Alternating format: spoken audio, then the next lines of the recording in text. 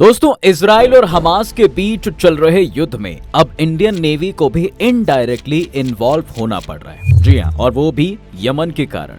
देखिए, एशिया और यूरोप के बीच होने वाले ट्रेड को यमन से गुजरना पड़ता है। यमन ने इस इलाके से गुजरने वाली शिप्स को अटैक करना शुरू कर दिया। कुछ दिन पहले जब एक ब्रिटिश ऑयल टैंकर पर हमला हुआ तो इंडियन नेवी को जाकर उन्हें रेस्क्यू करना पड़ा।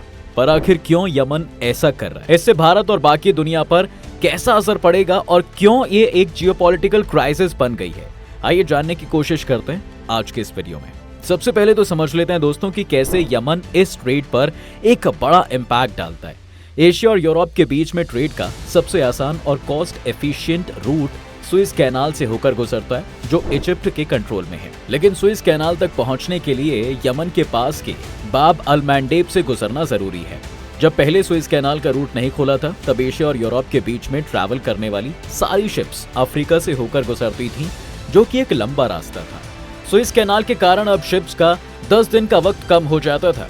10 दिन का मतलब है कि उतना ही कम फ्यूल इस्तेमाल होगा, कम क्रू की जरूरत होगी और उन्हें कम पैसा पे करना पड़ेगा।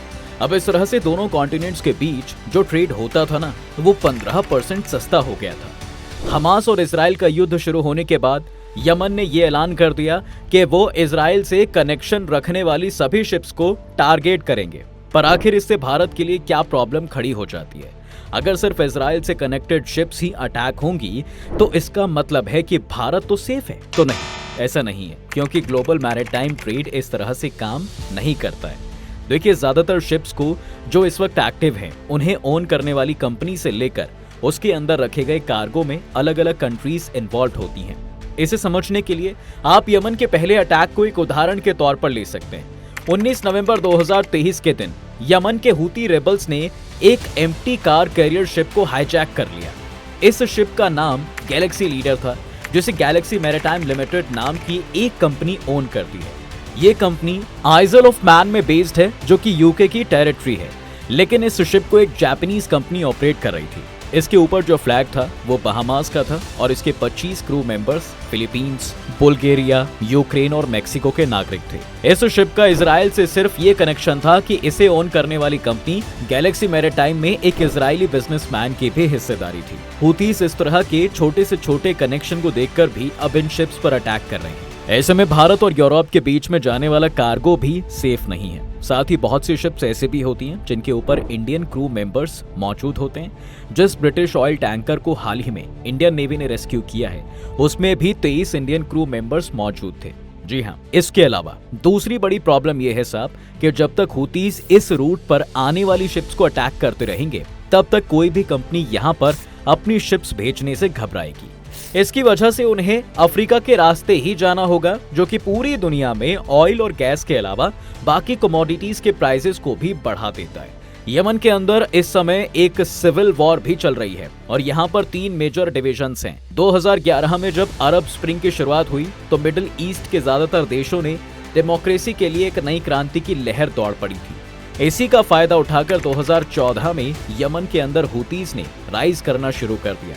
यमन के प्रेसिडेंट को ऐसे में भागकर सऊदी अरब में शरण लेनी पड़ी, जहां एक तरफ हूतीस को अब ईरान ने सपोर्ट करना शुरू कर दिया था, वहीं दूसरी तरफ यमन की सरकार को सऊदी अरब का सपोर्ट मिला और तभी से ये सिविल वॉर शुरू हो गई थी, जो अभी तक लाखों सिविलियंस की जान ले चुकी है। सऊदी अरब ने यहाँ पर अपनी शिप्स भेजकर यमन के खिलाफ एक ब्लॉकेड भी शुरू कर दी थी, जिससे वहां एक ह्यूमैनिटेरियन क्राइसिस खड़ी हो गई थी। आज भी यमन के अंदर शिप्स एंटर नहीं कर पाती हैं, जिससे वहां के लोग सफर कर रहे हैं। ऐसे में यमन के हूतीस के पास खोने के लिए कुछ भी नहीं है। अगर वॉर ना भी हो रही होती तो उनके लोग तो इस ब्लॉकेड के कारण ऑलरेडी दुनिया से ट्रेड नहीं कर सकते थे।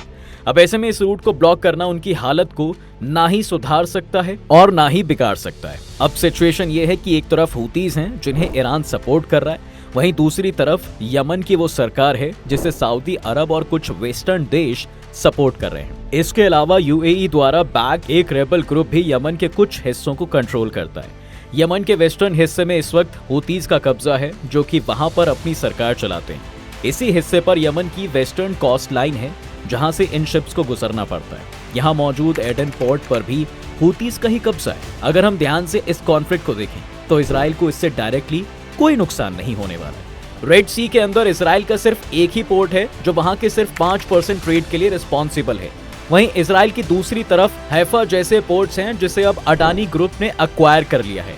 इस पोर्ट से इसराइल का 56% ट्रेड जो होता है और ये पोर्ट हुतीज के अटैक से पूरी तरह सेफ है। यमन का प्लान ये है दोस्तों कि बाकी दुनिया की शिप्स को अटैक करके वेस्ट पर प्रेशर बनाया जा सकता है जिससे कि वो इसराइल को सपोर्ट करना बंद कर दें और इसीलिए वो बाब अल मंडेब से गुजरने वाले शिप्स को अटैक कर रहे हैं। ये इलाका कितना इंपॉर्टेंट है इसे आप ऐसे भी समझ सकते हैं कि दुनिया का 1/3 मैरीटाइम ट्रेड यहीं से होकर गुजरता है, यानी दुनिया का 12% टोटल ट्रेड अकेले इस रीजन पर डिपेंड करता है। यहीं से दुनिया की 10% ऑयल कंटेनर शिप्स भी गुजरती हैं और 8% LNG सप्लाई को भी ये डायरेक्टली इंपैक्ट करता है। हर दिन सुएज कैनाल और बाब अल मंडेब से 50 शिप्स होकर गुजरती हैं। जी हाँ, जो दुनिया के ट्रेड के लिए काफी जरूरी हैं। हमने देखा ही था कि किस तरह से जब एवरग्रीन नाम की एक शिप ने सुएज कैनाल को 10 दिन के लिए ब्लॉक कर दिया था तो एक बड़ी क्राइसिस खड़ी हो गई थी। इस क्राइसिस से करीब $9 बिलियन का नुकसान हुआ था। सुएज कैनाल से गुजरने वाली शिप्स को इजिप्ट को भी टोल देना होता है। इस टोल पर इजिप्ट की इकोनॉमी का एक बड़ा हिस्सा निर्भर करता है। जब एवरग्रीन शिप ने इस ट्रेड को रोक दिया था तो इजिप्ट ने उनसे डैमेजेस के तौर पर तकरीबन $1 बिलियन की मांग की थी। आप सोचिए कि हुतीज के अटैक से इस रीजन को कितना नुकसान हो रहा होगा। खैर, चाइना और भारत जैसे देशों में इसका इम्पैक्ट और भी ज्यादा हो सकता है क्योंकि ये हमारी एनर्जी सिक्योरिटी को भी इम्पैक्ट करता है। देखिए, वैसे तो हम अपना ज्यादातर तेल जो है सऊदी अरब और दूसरे देशों से लेते हैं जो कि इस रूट से नहीं आता है, लेकिन हाल ही में भारत ने रूस से भी तेल खरीदना शुरू किया है। तो वहीं चीन भी इस समय रूस और कजाकिस्तान जैसे देशों से तेल खरीद रहा है। यहाँ से आने वाली शिप्स को सुएज कैनाल और बाब अल मंडेब से ही होकर गुजरना होता है। अगर हुतीज के अटैक्स को ना रोका गया तो दोस्तों मुमकिन है कि चीन और भारत भी रूस से तेल ना खरीद पाए।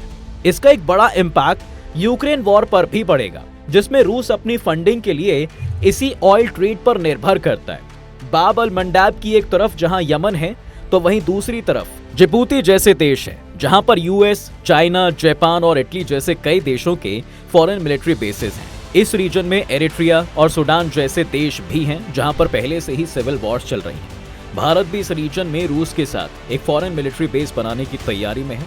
तो ऐसे में सिर्फ ट्रेड की नजर से ही नहीं बल्कि ग्लोबल सिक्योरिटी की नजर से भी ये इलाका काफी महत्वपूर्ण हो जाता है। अब ये सब तब हो रहा है जब अमेरिका अपनी पॉलिसीज को बदल रहा है। लंबे समय तक यूएस ने मिडिल ईस्ट के अंदर कई वॉर्स लड़ी हैं। इसके अलावा इस इलाके की सिक्योरिटी के लिए भी यूएस की शिप्स यहाँ पर पेट्रोलिंग करती हैं। यमन के अंदर भी यूएस की काफी इन्वॉल्वमेंट रही है। सऊदी अरब द्वारा जिस गवर्नमेंट को यमन में सपोर्ट किया जा रहा है उसे हथियार बेचने का काम अमेरिका ही करता है। डोनाल्ड ट्रंप ने यहाँ पर अमेरिका की इन्वॉल्वमेंट को और भी बढ़ा दिया था।